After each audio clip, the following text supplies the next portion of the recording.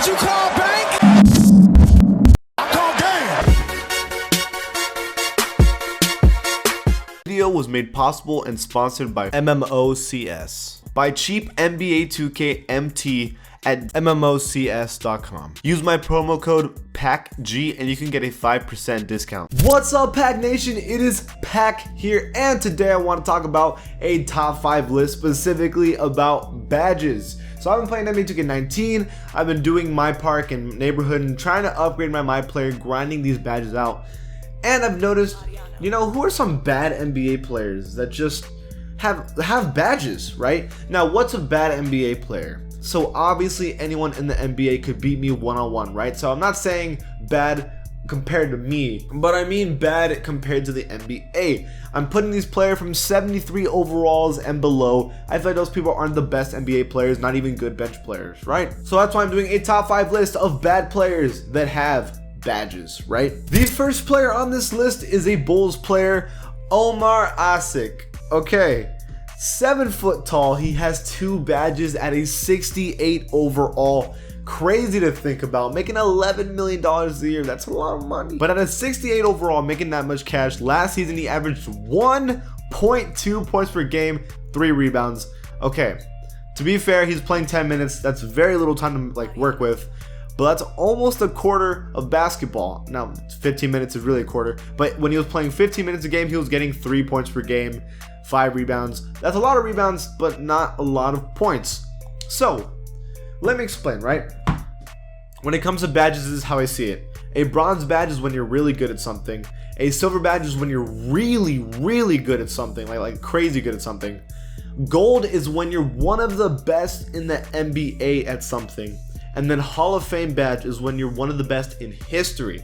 For example, Curry's obviously going to have Hall of Fame, limitless range, because he's one of the best to ever shoot threes. While Damian Lillard's going to have probably gold limitless range, because yes, he's a good 3-point shooter, but not as good as Curry. Does that make sense? I feel like that makes sense. So when I look at Omar Asik, do I think there's anything he's really great at in the NBA? It might be rebounds. Let's see. So Omar Asik has a laid back badge. You know what? Maybe he does deserve that badge, but does he have any attribute badges? He does, and it is putback king. So they're saying that Omar Asik is one of the better players in the NBA at doing putbacks.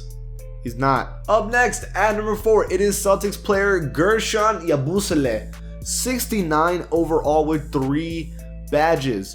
Okay, this dude Gerson is a tank. This dude's jacked up the wazoo, man. This guy is huge. But would I look at this guy and be like, yeah, he's great at 3 things in the NBA?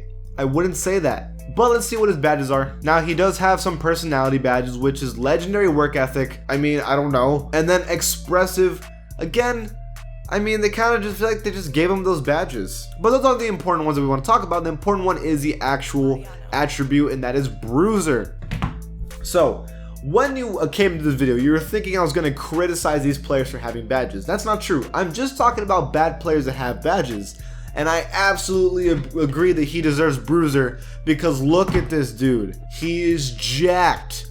He's going to bruise anyone that even tries to go through his screens or anything. I completely agree with that. Up next on this list is Jared Bayless, 29 years old, 69 overall with also 3 badges, just like Guerschon Yabusele. Alright, let's see. Now he has 1 personality badge, and that is laid back. I mean, I don't know. Personally, I don't know him as a person. But he has corner specialist. So Jared Bayless is a good 3-point shooter. Would I say he's one of the best in the NBA? I mean, that's not a great field goal percentage for 3s, and he plays good minutes. Would I say that Jared Bayless has one of the best corner shots in the NBA? Probably not. Would I say that Jared Bayless has a gold catch and shoot? You know who else has a gold catch and shoot? Damian Lillard. Are we really trying to say that Jared Bayless has as good talent-wise as a catch-and-shoot 3 than Damian Lillard? No. Okay, so now we are on number 2 with Jason Smith from the Wizards, 69 overall, and he has 5 badges? Are you kidding me? 5 badges for Jason Smith? No way. I can't name you 5 things. So, okay, enforcer, probably not. Expressive, he is expressive. I remember from him playing on the Knicks, he is a little expressive. But here are the important ones.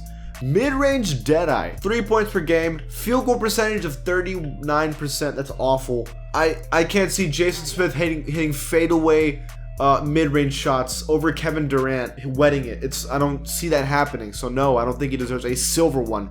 Pick and popper. Again, this dude's averaging 3 points a game. How many minutes does he play? He only plays 10 minutes. That's not a lot, to be fair. But when he was playing solid minutes the year before, he was only getting 6. I can't say that he's one of the better pick and poppers in the NBA. Catch and shoot gold.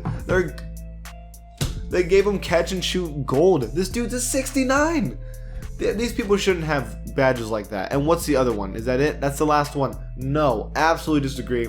Jason Smith should not have these badges. And finally, at number 1, Jalil Okafor. All right, 73 overall, has 9 badges. That's insane. To be fair, Jalil Okafor has either been injured or not had a fair shot in the NBA. No one's really giving him a chance to play.